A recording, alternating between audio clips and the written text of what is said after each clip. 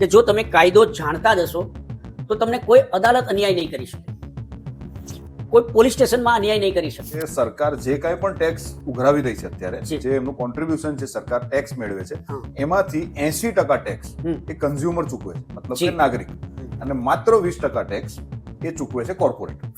પ્રજાની સંસદ કઈ તો એ આ છે. અને એ પંચાયતો અને બોર્ડ કચેરીઓમાં રાજ્યમાં અને દેશમાં ચાલતા મૂળભૂત કાયદાઓ છે એની હસ્તપ્રત જે કહેવાય એની મૂળ નકલો છે એ સરકારી ધોરણે અમલમાં એટલે કે ઉપલબ્ધ હોવી જોઈએ.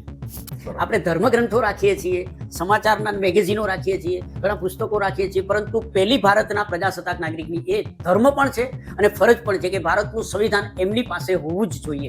જે ભેટ આપે છે એ ભેટ નથી, પરંતુ આપણા પૈસા આપણને આપી અને પોતાનો ટેગ લગાવે છે, પોતાનું ટાઇટલ લગાવે છે.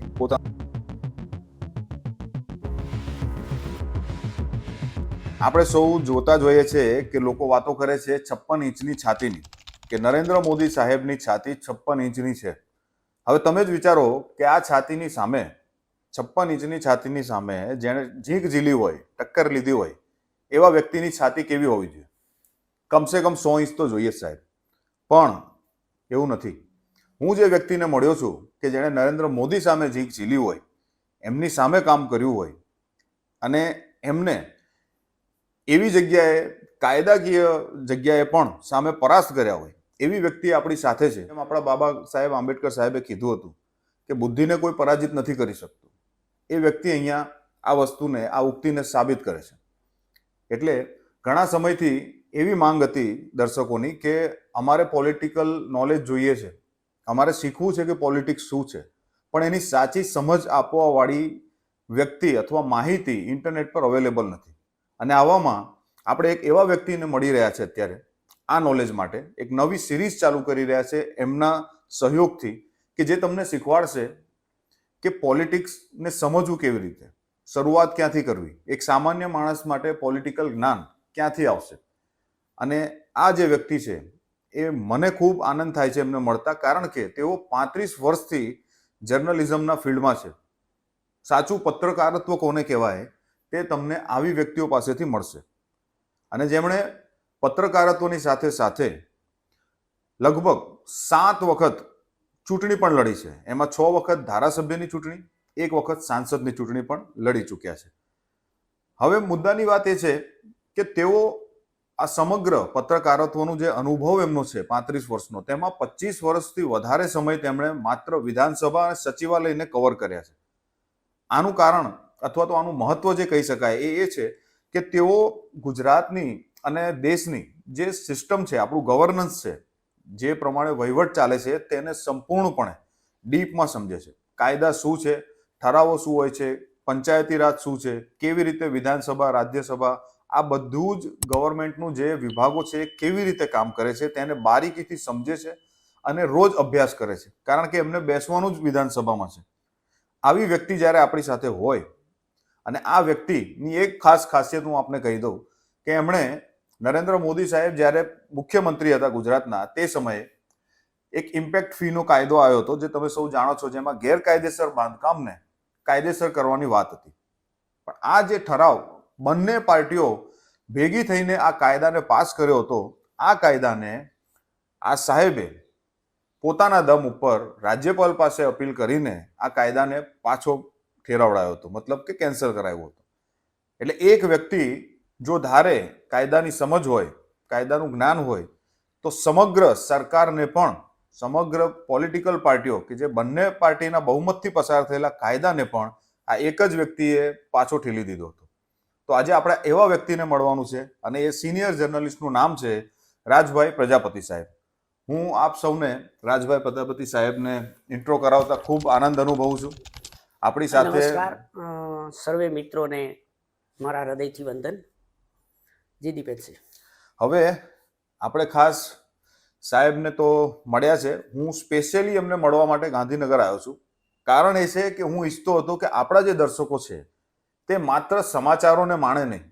સમાચાર એ ખાલી સાંભળવામાં સારા લાગે, ભાવનાત્મક રીતે થોડું ઘણું આપણને ઉશ્કેરી દે એટલે આપણને સારું લાગે, પણ જો ખરો બદલાવ તમને સિસ્ટમમાં જોઈતો હોય, ખરો ફાયદો જોઈતો હોય, આપણા રાષ્ટ્રને ખરેખર વિકસિત બનાવવું હોય તો આપણે સરકારને, સંવિધાનને સમજવી પડશે. અને એ જ સમજવા માટે આપણે એક સ્પેશિયલ સિરીઝ ચાલુ કરી છે. અને એ સિરીઝ માટે આપણને જ્ઞાન આપશે, આપણને સહયોગ આપશે, એમના આશીર્વાદ આપશે રાજભાઈ પ્રજાપતિ સાહેબ. આપણા ખૂબ સિનિયર છે. અને હવે આજે આ વિડીયોમાં હું ચર્ચા કરીશ ખાસ કે શરૂઆત ક્યાંથી કરવી. કોઈ વ્યક્તિ પોલિટિક્સને જાણવા માંગે છે તો ક્યાંથી શરૂઆત કરવી જોઈએ, તેણે શું વાંચવું જોઈએ, કયા પ્રકારની માહિતી મેળવવી જોઈએ, તેની આપણે ટૂંકમાં માહિતી સાહેબ સાથેથી સમજશું. અને એનાથી તમને આઈડિયા આવશે કે હવે આપણે કેવી રીતે સરકારને સમજવી છે.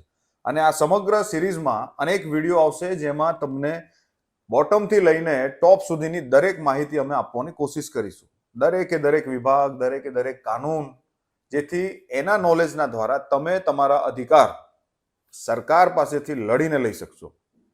તો હવે શરૂ કરીએ, જરા પણ મોડું નહીં કરીએ અને આગળ વધીએ આપણે આ વિડીયોમાં અને વાતચીત કરીએ આપણે સાહેબ સાથે. અમારા દર્શકોને ખાસ તમે એ સમજાવો કે આ વ્યક્તિઓને પોલિટિક્સમાં ઇન્ટરેસ્ટ છે, બટ એ લોકોને પોલિટિક્સનું સાચું નોલેજ નથી. નોલેજ ઘણા હોય છે સાહેબ, તમે જોયું હશે કે ઘણા વ્યક્તિઓ પોતાને મુખ્યમંત્રીને સલાહ આપી શકે એવી વાતો કરતા હોય, પણ એકચ્યુઅલ નોલેજ છે નહીં અને વાતો મોટી મોટી હોય. તો આવા વ્યક્તિઓને પ્રોપર પોલિટિક્સ સમજવું હોય, શીખવું હોય તો ક્યાંથી શરૂઆત કરવી પડશે? રાજનીતિ એ ડિપેન્ડન્સી એક એવી બાબત છે જે રાજાશાહી હોય કે પ્રેસિડેન્ટલ રૂલિંગ હોય તો એમાં એવું હોય છે કે એ લોકો જાતે નક્કી કરી લે. જ્યારે ભારત એકમાત્ર એવું છે કે 26મી જાન્યુઆરી 1950થી ભારત પ્રજાસત્તાક થયું છે. એટલે સરકાર એ પ્રજા પોતે છે, નાગરિક જે છે એ સરકાર છે.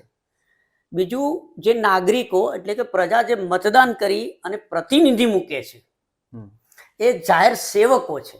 અચ્છા. અને સરકારી વિભાગોમાં જે નોકરી કરે છે, કોઈ પણ કક્ષાએ હોય, ન્યાયપાલિકામાં હોય, કોર્ટોની અંદર હોય, સચિવાલયમાં હોય, જિલ્લાની અંદર હોય, કોઈ પણ, તો એ લોકો રાજ્ય સેવકો છે. ઓકે. એટલે આપણે એવું સમજીએ છીએ કે સરકાર કશું કરી રહી છે, ના, રાજ્ય સેવકો અને જાહેર સેવકો બધી પ્રક્રિયા પ્રશાસનની કરી રહ્યા છે. અને આ પ્રશાસન છે એ દરેક માણસના ઘરથી શરૂ થઈ રહ્યું છે. એકચ્યુઅલી એવું નથી કે વિધાનસભા કે સચિવાલય કે જિલ્લાની કચેરીઓ જ ચાલે છે. રાજનીતિની અંદર સૌથી મહત્વની વાત એ છે કે નાગરિક પોતે સરકાર છે. અચ્છા. તો સાહેબ, એટલે નાગરિકે ફરજિયાતપણે રાજનીતિને સમજવી જ જરૂરી છે. તો એક પ્રશ્ન મને એ થાય, એક હાલનો જ એક ટોપિક લઈએ કે હમણાં નરેન્દ્ર મોદી સાહેબે એમ કીધું, ગુજરાતના દોરા ઉપર આવ્યા હતા અમદાવાદ, ગાંધીનગર, તો એમણે એમ કહ્યું હતું કે 5,500 કરોડની મોદી સાહેબે ભેટ આપી. જી. તો શું આ ભેટ મોદી સાહેબે આપી છે? આ એક પ્રશ્ન ઘણા લોકો પૂછે છે આપણી કોમેન્ટમાં.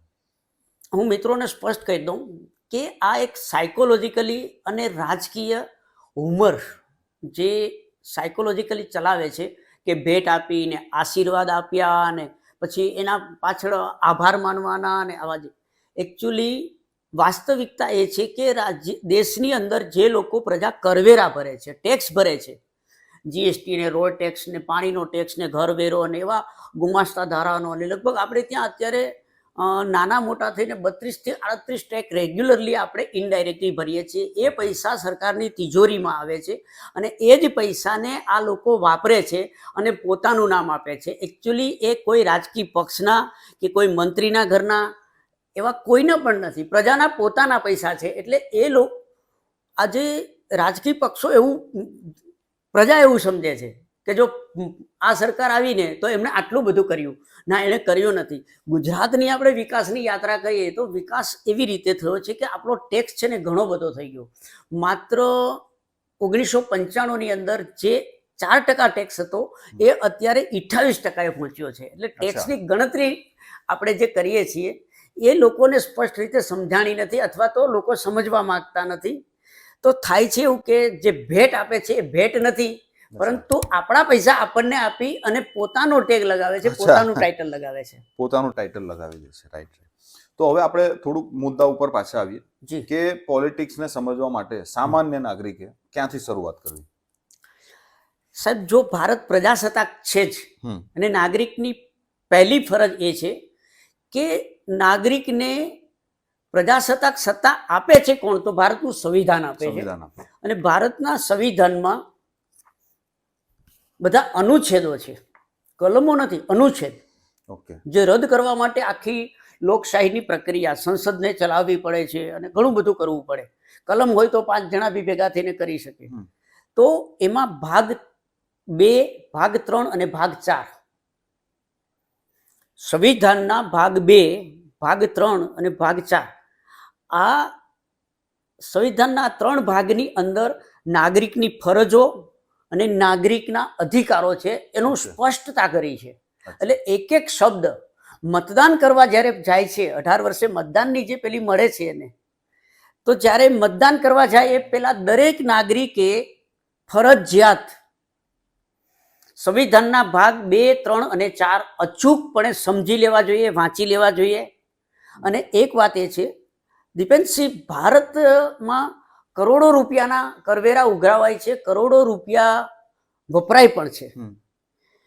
પરંતુ આ દેશની દુવિધા એ છે કે ભારતનું સંવિધાન દરેક રાજ્યોની જે માતૃભાષા છે એ માતૃભાષામાં એ પ્રજાને આપવું જરૂરી છે. અચ્છા. પ્રજાને સરકાર બધું આપે છે, રોડ બનાવી આપે, રસ્તા બનાવી આપે, સ્કૂલો બનાવી આપે, હોસ્પિટલો બનાવી આપે, નોકરી ઉપર માણસો રાખી આપે છે. પરંતુ હકીકત એ છે કે ભારતનું સંવિધાન દરેક નાગરિકને સરકાર ચલાવનાર સત્તાધીશોએ આપવું જ જોઈએ. જ્યારે પણ સુધારો થાય ત્યારે પણ ફરીવાર આપવું જોઈએ. સંવિધાન આપવામાં આવશે, કારણ કે એ બી ફરજ છે. આજે 2011માં મને સરકારી ભાવ પ્રમાણે 210 રૂપિયામાં ત્યારે સંવિધાન મળતું હતું. તો ભારત સરકારે દરેક રાજ્યની જે રાજ્યની ભાષા છે એ એટલે નાગરિકની માતૃભાષામાં મફત ઉપલબ્ધ કરાવી અને ઘરે કે એના જે કંઈ જગ્યા હોય ત્યાં એને પહોંચાડવું જોઈએ. અને એ પહોંચાડ્યું નથી, જેથી કરીને આપણા લોકોને ટેવ પડી નથી. આપણે ધર્મગ્રંથો રાખીએ છીએ, સમાચારના મેગેઝિનો રાખીએ છીએ, ઘણા પુસ્તકો રાખીએ છીએ, પરંતુ પહેલી ભારતના પ્રજાસત્તાક નાગરિકની એ ધર્મ પણ છે અને ફરજ પણ છે કે ભારતનું સંવિધાન એમની પાસે હોવું જ જોઈએ. તો સાહેબ, એક પ્રશ્ન ખાસ એ છે કે હું પણ એવું માનું છું કે ભારતના જે પણ શિક્ષા વ્યવસ્થા છે એમાં ક્યાંક ને ક્યાંક સરકારે સંવિધાનના ચેપ્ટર રાખવા જોઈએ, મારું એવું માનવું છે. અને બીજું, તમે જેમ કીધું કે સંવિધાનની બુક્સ આપવી જોઈએ, જી, તો આ સરકારી નેતાઓ, જનસેવકો, સરકારી નેતા હું માનતો જ નથી, સરકાર શબ્દને જ નથી માનતો, આ જનસેવકો જે છે એ લોકો શા માટે સંવિધાન નથી આપી રહ્યા?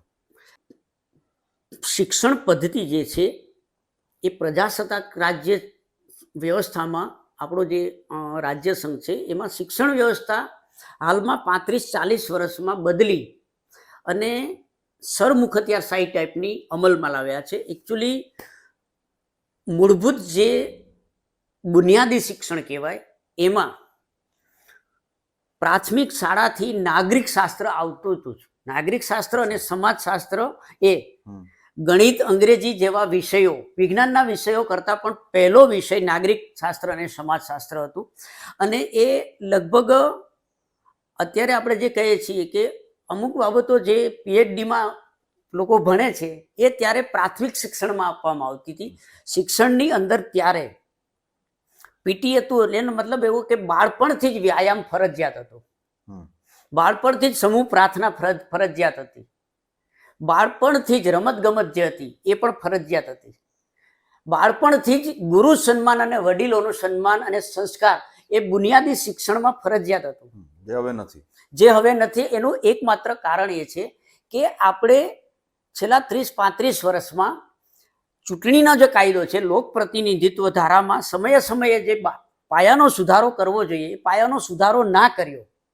એટલે હવે વધુ ને વધુ અપરાધીઓ સત્તામાં આવે છે અને એ અપરાધીઓએ આ પરિસ્થિતિ ઊભી કરી છે કે સામાન્ય નાગરિકને વાસ્તવિક મૂળભૂત શિક્ષણ જ નહીં આપવામાં આવે તો એ એમની વૈચારિક ક્રાંતિ નહીં થઈ શકે. બરાબર. તો સૌથી પહેલી શરત એ છે કે એને સંવિધાન ભણવું જોઈએ. જો સંવિધાન ફરજિયાત છે, તો દરેક વ્યક્તિ પાસે અગર ઘરમાં ગીતા હોય, ભગવદ્ ગીતા, તો એની સાથે સંવિધાનની એક કોપી હોવી ખૂબ જરૂરી છે. જી હા, ભારતમાં અત્યારે રાજનીતિ ધર્મ, જાતિ ને કોમ આધારિત ચાલે છે. પરંતુ મેં જે જાતે ગીતાજી, 4 વેદ, કુરાન અને બાઇબલ કુરાન બી આપણે ઉર્દુમાં જ નહીં ગુજરાતીમાં પણ મળતું હોય છે, દરેક ભાષામાં હા, કુરાન મળે છે. છે. આ બધા જ જે આધ્યાત્મિક ગ્રંથો છે એ માણસને સત્ય સાથે જોડી રાખવા માટે છે, સત્કર્મ સાથે જોડી રાખવા માટે છે. કોઈ પણ ધર્મ ગ્રંથની અંદર અને ભારતના સંવિધાનની અંદર કોઈ પણ જગ્યાએ જાતિ ધર્મ કોમ આધારિત કોઈ પણ બાબત આપેલી જ નથી. બીજું કોઈ પણ આપણો કાયદો હોય કે ધર્મગ્રંથ હોય, કોઈ પણ ધર્મનો ધર્મગ્રંથ હોય, એની અંદર સમય, ઉંમર, જાતિ, લિંગનો પણ કોઈ ભેદ નથી. એટલે સંપૂર્ણપણે પવિત્ર છે. જેટલું ગીતાજી, કુરાન, બાઇબલ અને ગ્રંથ સાહેબ જેટલા પવિત્ર છે, જે આપણને સત્કર્મથી મનુષ્ય જીવન આપે છે, માર્ગદર્શન આપે છે, એમ સંપૂર્ણપણે પ્રજાસત્તાક નાગરિકને સંપૂર્ણ સત્તાઓ, આત્મવિશ્વાસ, જવાબદારી અને ફરજ એ આપણું સંવિધાન આપે છે. બરાબર છે. તો આ સિવાય સંવિધાન સિવાય એવી કઈ વસ્તુ છે જે લોકોએ શીખવી જોઈએ કે સમજવી જોઈએ પોલિટિકલ નોલેજ માટે? કઈ વસ્તુઓ પર ધ્યાન આપવું જોઈએ? અચ્છા, એક મૂળભૂત બાબત એ છે કે લોકો મતદાન કરી દે પછી એના પ્રતિનિધિઓ વિધાનસભામાં આવે છે, લોકસભામાં જાય છે, વિધાન પરિષદો ચલાવે છે, જિલ્લા પંચાયતોમાં જાય છે, કોર્પોરેશનો, મહાનગરપાલિકાઓ, ગ્રામ પંચાયતો. પરંતુ એ બધા પ્રતિનિધિ છે. મતદાન કરે છે નાગરિક, અને આખું સંચાલનનો ખર્ચો જે છે, સંચાલન કરવાના જે પૈસા છે, એ પણ નાગરિક આપે છે.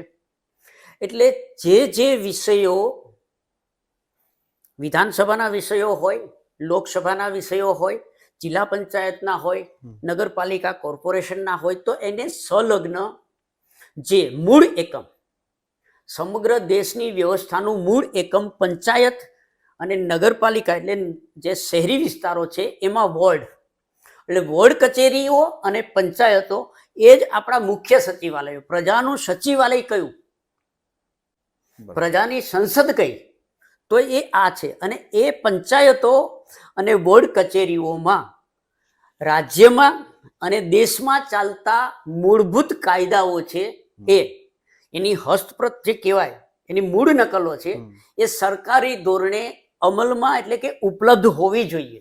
બરાબર છે.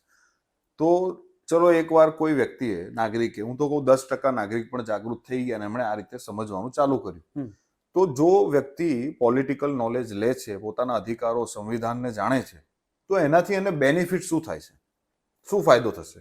અચ્છા, ભારતનું સંવિધાન જે છે એ આપણો યુનિફોર્મ છે, પ્રજાસત્તાક ડેમોક્રેસીનો યુનિફોર્મ છે. જે ભારતનું બંધારણ જે 300 લોકોએ બનાવ્યું, એણે તમામ ધર્મગ્રંથો અને સમગ્ર વિશ્વના બધા જ દેશોના બંધારણોનો અભ્યાસ કર્યો.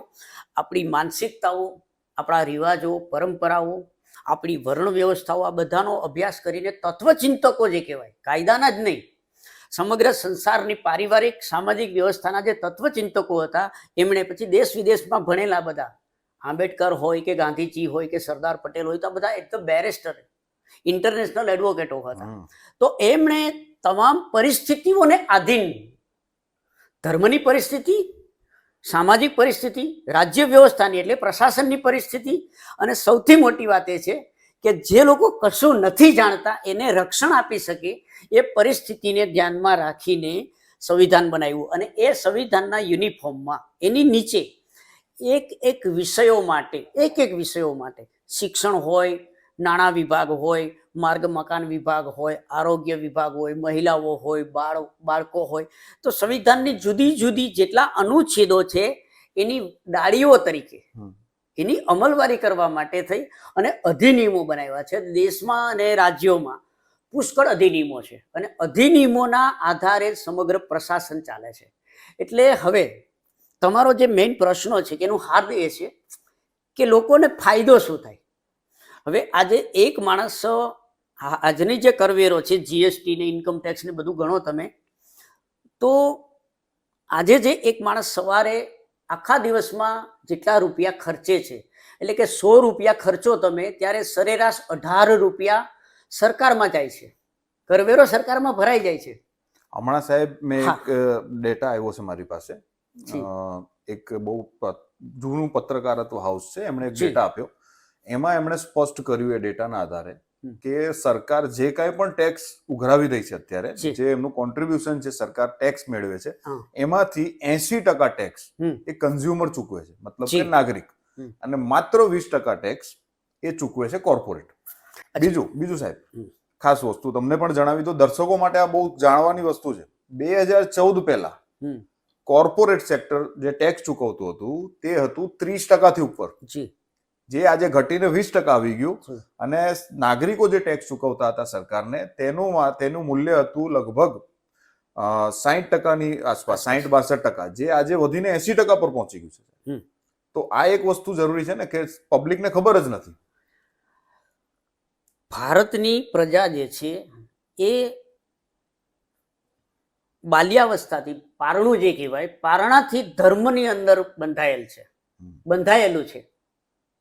એટલે પ્રજાની માનસિકતાની અંદર, એના સંસ્કારમાં, સભ્યતામાં ધર્મ અને એની પરંપરા, રિવાજો આવ્યા છે, જેથી ધર્મના નામે રાજનીતિ વધુ ચાલી છે. અને એ ધર્મની રાજનીતિના નામે પક્ષની વાત નથી કરતા, બધા જ રાજકારણીઓએ, રાજનેતાઓએ પ્રજાને છેતરી છે. કન્ઝ્યુમર ટેક્સ જે છે એની 1960ની સ્થિતિએ માત્ર 42% જ હતો. આપણે નિકાસ કરીએ છીએ એમાં કર મળે છે આપણને, વિદેશી ઘણી બાબતો છે, પછી એવા ઘણા વિષયો છે જેમાંથી આપણને ઉપજ મળતી હોય છે. જેમ કે દેશભરની અંદર ખાણ ખનીજ છે, તો એ ઉપજ છે, પરંતુ ખાણ ખનીજનું ખાનગીકરણ કરી નાખ્યું, બધાને લીઝ ઉપર આપી દે, અને પોતે શું કરે છે, સરકાર ઓછું લે છે, રોયલ્ટી ઓછી છે.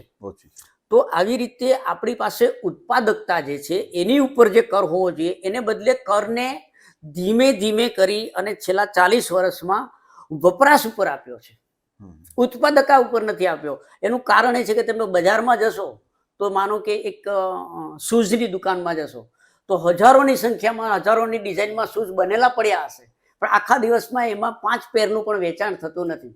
એટલે ત્યાં ઉત્પાદન ઉપર ટેક્સ નથી, એટલે પણ તમામ ઉત્પાદન ઉપર ટેક્સ હોય અને વપરાશ ઉપર ના હોય તો કન્ઝ્યુમર. બીજું કે કોર્પોરેટ ટેક્સ જે ઉદ્યોગો દ્વારા મળતો હતો, એ ટેક્સ ઘટ્યો એટલા માટે કે એ ટેક્સ જે હતો એની અંદર ઘટાડો કરવાને બદલે આ લોકોએ FDI સિસ્ટમ રાખી કે દુનિયાના બધા લોકો અહીં રોકાણ કરી શકશે, અને કરવેરાની વિશેષ મુક્તિઓ આપી, જેની શરૂઆત ગુજરાતમાં થઈ. ગુજરાતના મોટા ઉદ્યોગોને દર વર્ષે 400 કરોડ ટેક્સ માફી, 1200 કરોડ ટેક્સ માફી, 450 કરોડ ટેક્સ માફી, એમ ટેક્સ માફી આપી અને એનું પાર્ટી ફંડ લેવા માટે. બરાબર. આ એક આખી રાજકીય સ્કીમ, ભ્રષ્ટાચારની આખી ચેનલ બનાવી દીધી. કે હમણાં તમે જુઓ કે બોન્ડ આવ્યા, ગુજરાતની ઉપર એક આક્ષેપ છે કે 10 રાજકીય પાર્ટીઓએ 2400 કરોડ રૂપિયા ફંડ લીધું છે, 4300 કરોડ ફંડ લીધું છે, જે પાર્ટીનું કાગળ સિવાય કઈ નામો નિશાન નથી, પ્રજા સાથે કઈ લેવા દેવા નથી. તો આ જે ગેરરીતિઓ છે, એ ગેરરીતિઓ ત્યારે જ સફળ થઈ શકે જ્યારે કંપનીઓને રાહત આપે. અને ઉદ્યોગપતિઓ 2 કામ કરે છે, એ પોતે કમાય છે અને કરોડો રૂપિયાનું જે રોકાણ કરે છે એ બેંકોમાંથી લાવે છે. બેંકોમાં પ્રજાની બચત પડી છે, એટલે બેંકોમાંથી લોન લાવે છે, સરકારમાંથી કરવેરા માફી લાવે છે, અને પાર્ટીઓને ફંડ આપી દે છે. એટલે આ સમગ્ર વ્યવસ્થા એ સામાન્ય નાગરિકનું લોહી ચૂસે છે. સમજી ગયો. તો સામાન્ય જીવનમાં હવે સમજો કે હું જ આજે પોલિટિક્સનું નોલેજ લેવા લાગ્યો છું, મને મારા ફાયદા ખબર છે કે મને શું ફાયદાઓ થયા છે, પણ આપના મુખેથી એ સાંભળવા માંગશું કે સામાન્ય પબ્લિકને, સામાન્ય જનજીવનમાં શું ફાયદા થઈ શકે, મતલબ એની કઈ રીતની હેરાનગતિઓ ઓછી થઈ શકે, કઈ જગ્યાએ એને ફાયદા થઈ શકે, એ આપણે ખાસ સમજવાનું છે કે આ નોલેજ લીધા પછી. કારણ કે જ્યાં સુધી કોઈને કોઈ ફાયદો નથી તો કોઈ એ વસ્તુમાં જવાનું પણ નથી. તો કયા નાના નાના ફાયદા છે જે એક સામાન્ય નાગરિકને આ નોલેજ લીધા પછી મળશે? સાહેબ, એક તમામ મિત્રોને બહુ સ્પષ્ટથી કહી દઉં કે આપણે જે કાયદો સમજવા માંગીએ છીએ એનું કારણ એ છે કે કાયદો પોતે જ શક્તિ છે, એ પોતે જ પાવર છે.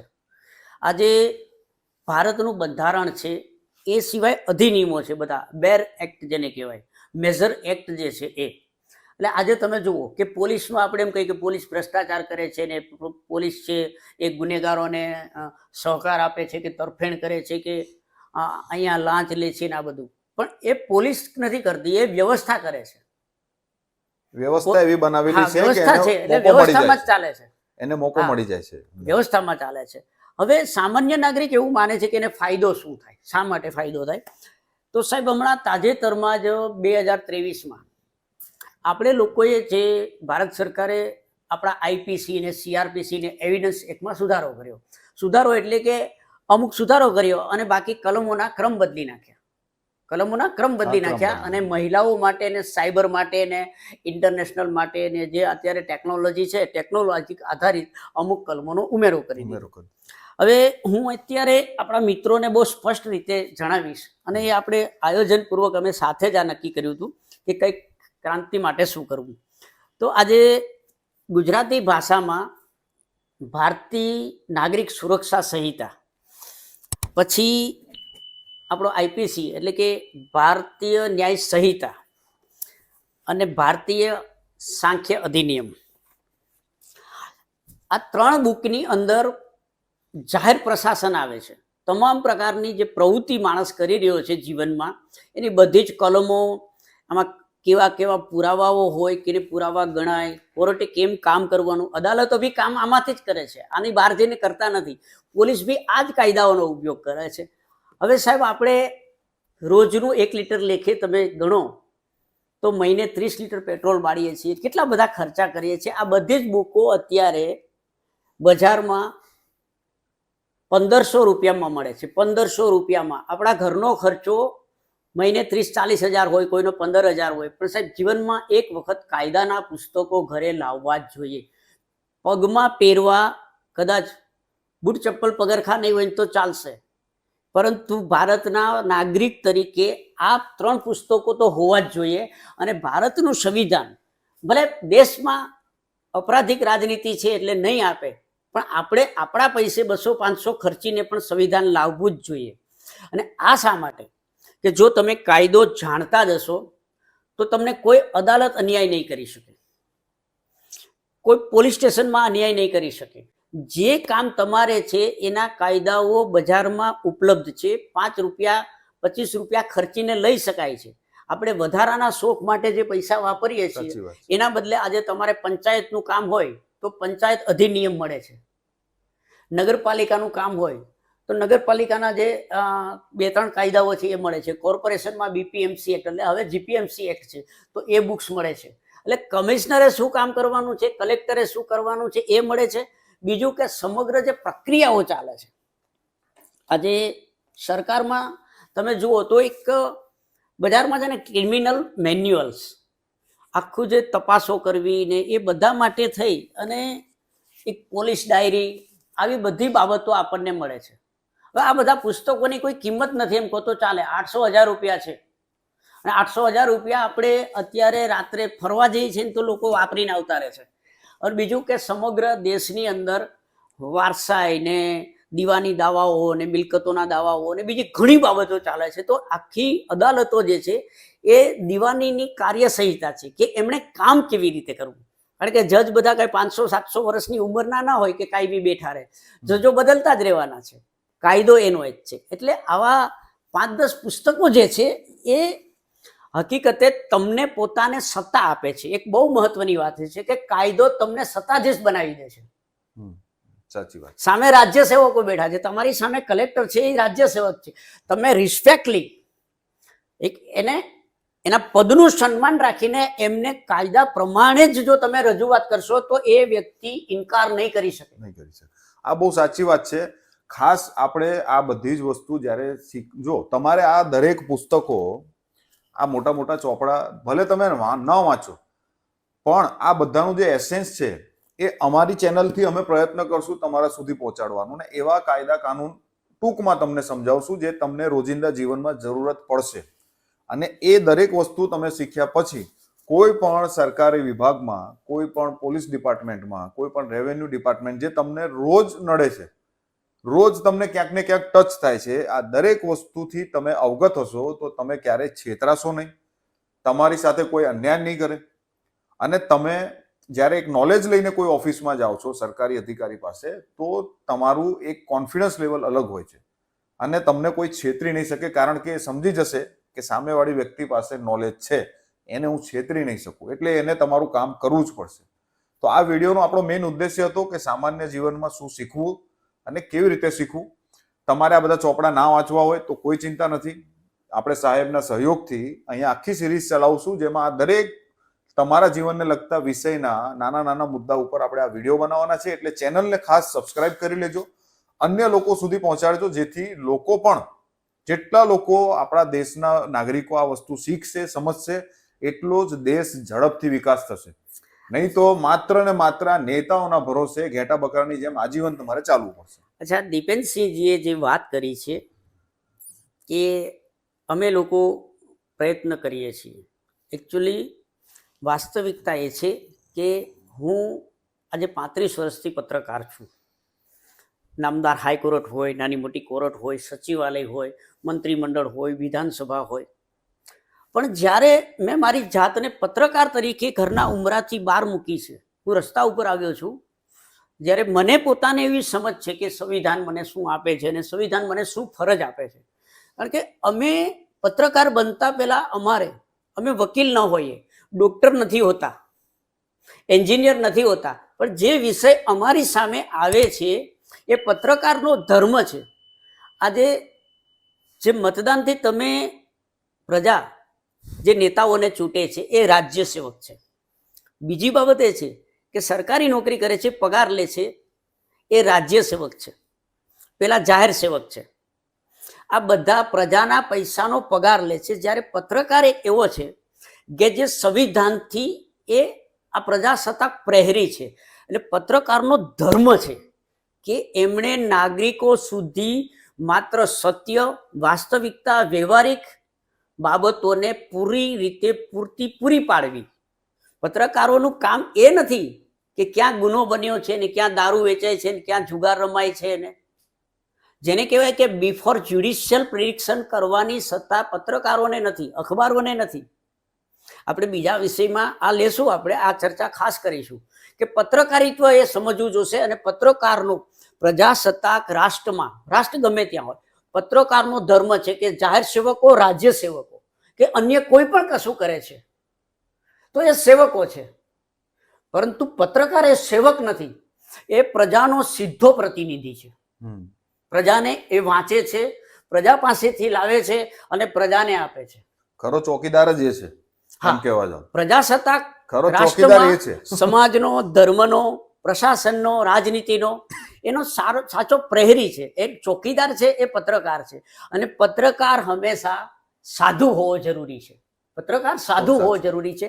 એની અપેક્ષા ન હોવી જોઈએ. સાહેબ, તમે બધું બની શકો, ભણીને તમે બધા જ ધંધા કરી શકો, ઉદ્યોગપતિ બની શકો, મોટા રાજનેતા બની શકો, મોટા અધિકારી બની શકો, એ પુસ્તકો વાંચીને બની શકો, પરંતુ તમારી સદભાવનાથી જ પત્રકાર બની શકાય. અને ઘણું બધું ત્યાગ કરીને પત્રકાર બની શકાય. તમે ભગવા પહેરીને સાધુ બની શકો, ભગવા પહેરીને તમે સાધુ બની શકો, સંત બની શકો, ગમે તે પદ ઉપર જઈ શકો, પણ પત્રકારનું કોઈ ખરેખર પદ નથી, એની કોઈ નિશ્ચિત જગ્યા નથી. અને છતાં પણ એ સર્વત્રમાં છે અને એનો ધર્મ છે. અને એ બનવું એ મારા મતે, હું જે સમજ્યો છું કે પત્રકાર તરીકે મારી ફરજ છે કે મારે મારા સમાજને સંપૂર્ણપણે એના નાગરિક હકો મળે. એ નાગરિક હકો મેળવવા માટે શું કરવું જોઈએ, શું વાંચવું જોઈએ, શું ન કરવું જોઈએ, એની ફરજો પણ આપવી છે. સત્તા છે, નાગરિક અધિકારો છે, તો ફરજો છે. અને આપણે આગામી જે શ્રેણી આપણી શરૂ થઈ રહી છે, કરીએ છીએ, એ માત્ર પ્રજાસત્તાક નાગરિક અધિકારો, એમની ફરજો અને સમગ્ર વ્યવસ્થામાં આપણે મૂળભૂત બદલાવ એવો લાવવા માંગીએ છીએ કે એ સમજણ, વિચાર શૈલીથી ભવિષ્યમાં અપરાધીઓનું શાસન છે દૂર થાય અને શિક્ષિતો અને સમજદાર લોકો, એટલે કે સજ્જનો સક્રિય થઈ શકે, એની એક ભૂમિકા તૈયાર કરવી છે. ચોક્કસ. નમસ્કાર. તો આપ સૌએ જેમ જોયું, સાહેબે કીધું એમ કે જો આપણે આ નોલેજ લઈશું, આ સિરીઝને તમે કમ્પ્લીટ જોતા રહેશો, તો તમે 100% આ રાષ્ટ્રને સારા રસ્તા પર લઈ જવામાં પૂરેપૂરી મદદ કરશો. આ રાષ્ટ્રનો સાચો વિકાસ જ્ઞાનથી જ થવાનો છે, ધર્મથી નહીં. આ એક સ્પષ્ટ સંદેશ હું તમને સૌને આપવા માંગુ છું. ફરી મળીશું આપણે એક નવા ટોપિક સાથે, નવા ચેપ્ટર સાથે. તો ચેનલને ખાસ સબસ્ક્રાઇબ કરજો, લોકો સુધી પહોંચાડજો, અને વિડીયો વ્યવસ્થિત રીતે ના સમજ પડીએ તો પાછો જોજો. તો મળીએ નવા વિડીયોમાં, અને જાગતા રહેજો, જગાડતા રહેજો. જય હિન્દ.